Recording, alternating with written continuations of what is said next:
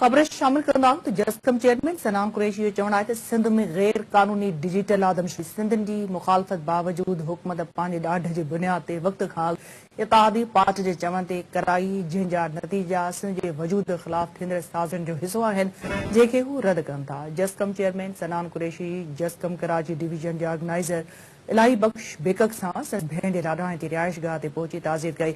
जस्कम मर्कज़ी information secretary दीदार शाह मुनवर Sheikh advocate Ayaz Bhutto मोमिन ओढो ऐं ॿिया जस्कम चेयरमैन सनान कुरैशी सां गॾु हुया।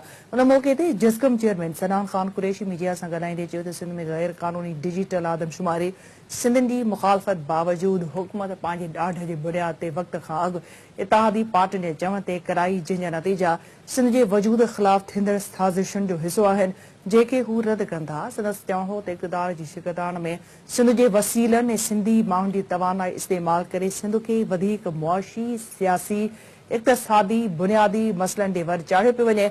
जस्कम चेयरमैन सनान कुरैशी चयो त सिंध जो वजूद बचाइण लाइ बिना कंहिं सियासी मज़हबी फ़र्क़ जे क़ौमी ॿधी करणी पवंदी, ॿी सूरत में हू सिंध खे बचाए न सघंदा। सनान कुरैशी चयो त जेकॾहिं सिंध न बची सघी त सिंधनि जो वजूद बि बची न सघंदो।